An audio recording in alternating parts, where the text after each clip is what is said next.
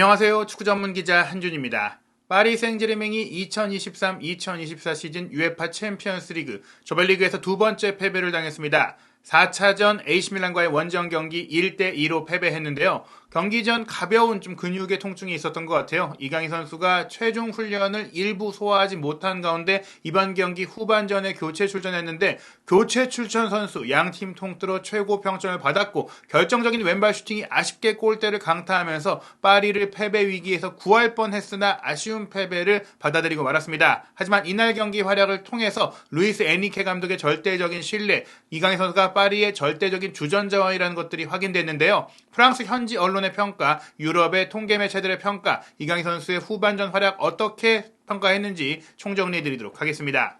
파리가 AC밀란과의 원정 경기 1대2로 패배하면서 도르트문트에 F조 1위 자리를 내줬습니다. 도르트문트가 먼저 경기를 치렀는데요. 뉴캐슬 유나이티드와의 홈 경기에서 2대0 승리를 거뒀습니다. 지난 주말 바이에른 뮌헨과의 대여 클라시커 독일 분데스리가 라이벌전에서 0대4로 크게 졌기 때문에 도르트문트가 꺾일 것이다라는 전망들이 있었지만 더 꺾였던 팀은 뉴캐슬인 것 같습니다. 아스널과의 프리미어리그 격전에서 승리하긴 했지만 이 경기 이후 많은 부상 선수도 나왔고 또 선수들의 체력적인 면들이 많이 떨어진 모습이 있었는데요. 특히 토날리 선수가 징계로 인해서 올 시즌에 뛸 수 없는 중원의 약화 상태에 이어서 보트만과 더불어 덴번까지 수비라인에서 이탈하며 후방 지역이 약해졌습니다. 이로 인해 뉴캐슬이 파리전 4대1 대승 이후 급격히 흔들리면서 1승 1무 2패로 승점 4점 최하위로 내려갔고요. AC밀란이 올 시즌 챔피언스리그 첫 득점과 첫 승리에 성공하면서 1승 2무 1패로 승점 5점 3위로 올라섰습니다. 도르트문트가 2승 1무 1패로 1위인 가운데 파리가 2승 2패 무승부 없이 승점 6점으로 2위인데요.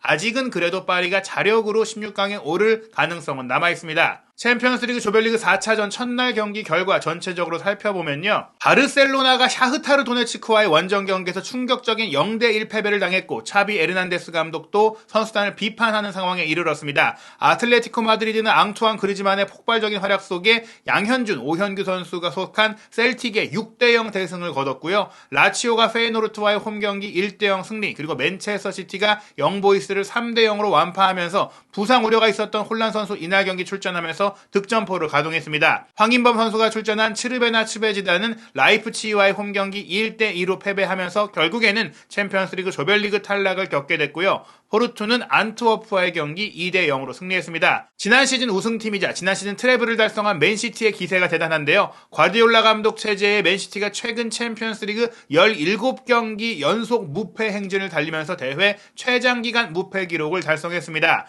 각 조의 상황을 살펴보면 2조에서 아틀레티코 마드리드가 2승 2무로 최소한 3위 유로파리그 플레이오프 진출 자격을 확보했고 실질적으로 현재 16강 진출이 매우 유력한 상황입니다. 2위 라치오, 3위 페이노르트고 셀틱이 1무 3패로 아직 승리를 거두지 못하고 있습니다. 맨시티가 4전 전승으로 G조에서 16강 진출을 확정했고요. 라이프치히 역시 3승 1패, 맨시티전 유일한 패배 외에는 모두 승리를 거두면서 16강 진출이 확정이 됐습니다.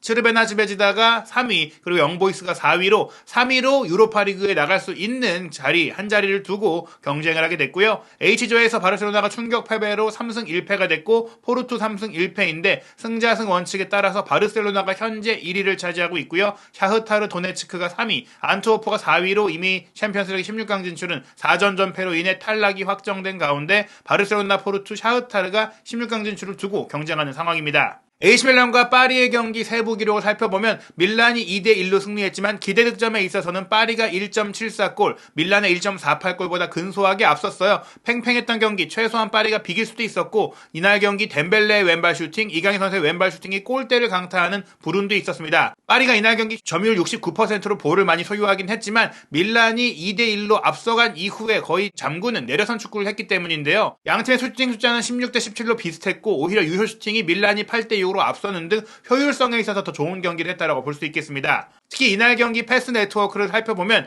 이강인 선수가 교체 출전하기 전까지 파리가 중원 플레이, 미드필드 플레이가 완전히 실종된 모습을 보이며 이강인 선수가 하이브리드 미드필더로서 측면과 중앙을 오갈 때 어떤 영향력을 발휘하는지를 확실히 느낄 수가 있는데요. 이번 경기에 우가르테 선수가 극도의 부진을 보이면서 저평가를 받았는데 상대의 공격, 특히 레앙 선수의 돌파라든지 도로프서시크의 운반이라든지 이런 것들에 밀리다 보니까 우가르테의 평균 위치가 오히려 센터백인 슈크리니아르나 마르키뉴스보다도 밑으로 처지게 되면서 중원 삼각형이 완전히 무너졌습니다. 이런 가운데 자이르 에메리와 비티냐의 간격도 크게 벌어졌고 비티냐가 사이드 플레이를 함께하면서 음바페에게 패스를 연결한 것 외에는 실질적으로 미드필드에 가까운 역할을 거의 하지 못했고요. 그러면서 자이르 에메리도 고립됐고 최전방 공격수인 무아니 역시 외딴 섬처럼 거의 공을 받지 못했습니다. 이날 경기 파리의 공격은 거의 음바페와 덴벨레, 좌우 측면 공격수들의 개인 능력에 의존한 장면들밖에 없었기 때문에 팀으로서의 플레이는 이강인 선수가 투입되기 전까지는 거의 없었다고 할 수 있고요. 물론 밀란이 라인을 내리고 역습하는 축구, 레앙과 지루 그리고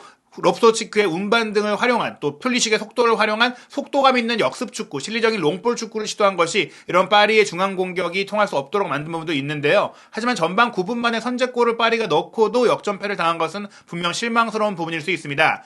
이강인 선수가 없는 가운데 전반 9분 비티냐 선수가 코너킥을 처리했는데 이 비티냐의 코너킥도 생각보다 굉장히 날카로웠어요. 이 비티냐의 코너킥을 리어포스트에서 수비수인 마르키뉴스가 헤더 패스로 연결한 것, 또 다른 수비수인 슈크리니아르가 다이빙 헤더로 연결할 때까지만 해도 파리가 손쉽게 승리를 거둘 것으로 보였는데요. 3분 뒤인 전반 12분에 레앙 선수가 단독 돌파로 치고 들어간 이후 수비를 자신 쪽으로 몰아두고 나서 지루에게 패스를 내줬고 지루가 문전 왼쪽에서 강력한 슈팅을 시도했습니다. 돈마룸마가 선방에서 튀어나온 공을 레앙 선수가 기가 막힌 오버헤드 킥으로 마무리할 때 파리 수비 라인이 레앙을 완전히 프리찬스로 내준 집중력의 문제가 드러났는데요. 후반 시작 5분 만에 테오 에르난데스의 왼쪽 측면 오버래핑에 이은 크로스 패스를 지루 선수가 한 뼘 높은 타점 높은 헤더 슈팅으로 마무리하면서 2대1 역전을 만들었죠. 사실 밀란이 중원 플레이보다는 이제 이렇게 신속한 측면을 활용한 역습 플레이, 드리블을 통한 속공 플레이를 통해서 골을 만들어냈는데 이 장면 이후에 파리는 이강인 선수를 비롯해서 하무스 등 공격 라인에 변화를 줬고 또 파비안 루이스와 바르콜라까지 투입을 하면서 총 공세를 펼쳤거든요. 특히 전반전에 위협도가 조금 있긴 했었어도 후반전 들어서 공격이 거의 잘 풀리지 않던 파리였기 때문에 이강인 선수의 투입 효과에 대한 기대감이 있었는데 실제로 공격 위협도 그래프를 보면 이강인 선수 투입 이후 급격하게 높아졌고 또 이강인 선수가 골대를 강타했던 후반 막판 경기 종료 직전 순간에는 굉장히 날카로운 공격들이 이어지면서 이강인 선수가 선발 출전했더라면 조금 더 좋은 결과가 나올 수 있지 않았을까라는 생각이 들었습니다. 그렇기 때문에 유럽의 주요 통계 매체들은 교체 출전한 선수들 중에서 이강인 선수에게 최고의 점수를 줬는데요. AC밀란도 후반전 굳히기를 위한 선수 교체들을 단행했었어요. 크루니치, 오카포, 플로렌치 등이 들어갔는데 이 선수들 모두 평점이 7점 아래였습니다. 교체 출전 선수들 중에서 영향력을 발휘했던 선수가 이강인 선수뿐이었기 때문에 평균보다 높은 점수라고 할 수 있는 7.2점의 고평가를 이강인 선수만이 받았고 이는 소파스코어 기준 교체 출전 선수 전체 1위에 해당하는 점수입니다. 선발 출전 선수들을 포함한다고 하더라도 이강인 선수가 받은 평점 7.2점은 음바페의 7.1점보다 높은 파리 생제르맹 전체 선수들 중에서도 4위에 해당하는 높은 점수입니다. 이날 경기는 우스만 덴벨레도 좋은 플레이를 펼치면서 파리 선수 중에 가장 높은 7.7점을 받았고요. 선제골을 기록한 밀란 슈크리니아르가 7.6점, 폭풍 선방을 보인 돈나룸마가 7.5점이었으니까 이강인 선수가 30분만 뛰고도 얼마나 큰 영향력을 보였는지 알 수 있는 대목입니다. 또 다른 통계매체 후스코어드닷컴에서는 이강인 선수에게 평점 6.7점을 부여했는데 이 역시 밀란 선수와 파리 선수 모든 교체 선수들을 포함했을 때도 가장 높은 평점이고요. 다른 교체 선수들은 6.0, 6.1, 6.3 등 6점대 초반대라면 이강인 선수는 7점대에 근접한 좋은 활약을 했다라는 평가를 받았고요.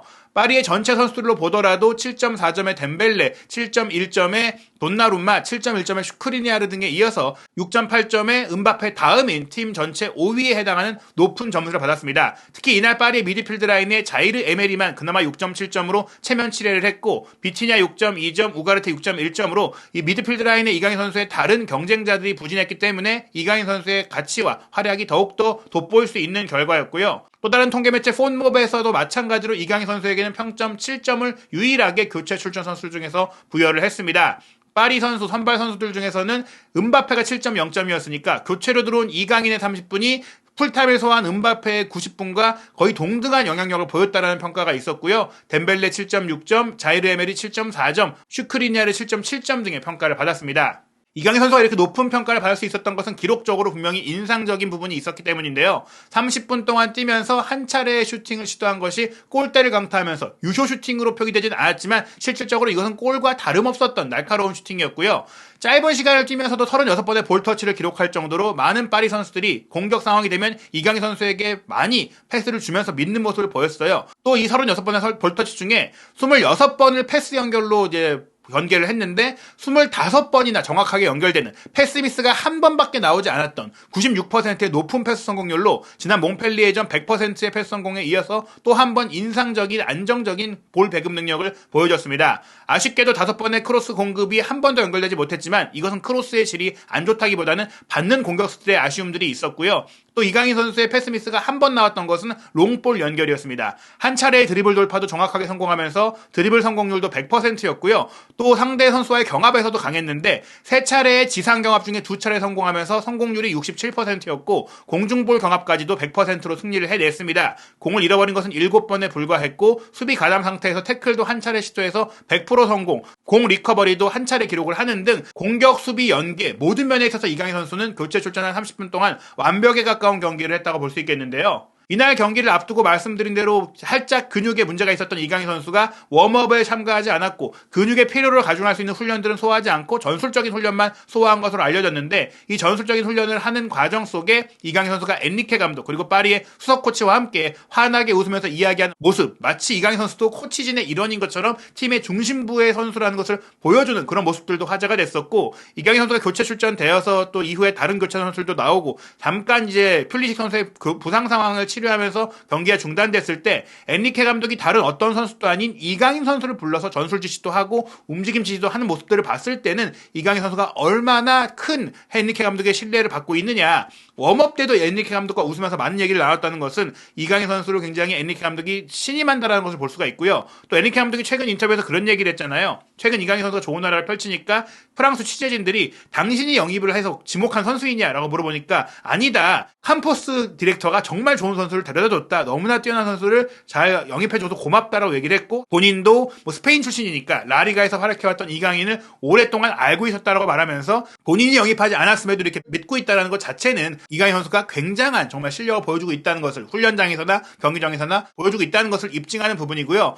또 포지션 경쟁자로 불렸던 비티냐가 이날 상대적으로 부진했기 때문에 이강인 선수가 교체되어 들어와서 보여줬던 임팩트는 분명히 비티냐든 덴벨레든 이강인 선수가 주전 경쟁에서 이길 수 있다. 어느 위치를 가도 다양한 역할을 하고 있는 이강인 선수가 주전으로서의 경쟁력을 보였다고 할 수 있겠습니다. 이날 짧은 시간 동안 이강인 선수가 보여줬던 인상적인 장면 중에 하나가 69분 바로 이 헤더 경합에서 이겼던 장면인데요. 껑충 뛰어 올라서 공중볼을 헤더 패스로 떨궈주고 이 패스를 하무스와 은바페가 2대1 패스를 주고받으면서 은바페가 문전 왼쪽까지 들어가 슈팅까지 마무리했던 장면이 됐고요. 74분에는 이강인 선수의 프리킥 크로스를 수비가 헤더로 걷어냈지만 슈크리니아르가 발리 슈팅으로 가져간 것, 이것도 슈팅이 이제 상대의 6탄 방어에 막혔던 장면, 즉 이강인 선수의 기점 플레이를 통해서 계속해서 파리가 공격 기회, 슈팅 기회를 만들어낸 장면이고요. 86분에는 이강인 선수가 오른쪽 하프 스페이스로 순간적으로 빠져서 움직이면서 하키미의 패스를 이어받아 지루가 본인을 막으려고 앞에 서자 어깨 페인팅과 양발 페인팅을 통해서 속여낸 이후 왼발 슈팅을 상대 수비가 문전에 엄청 많이 이제 인산인해로 수비력을 치고 있으니까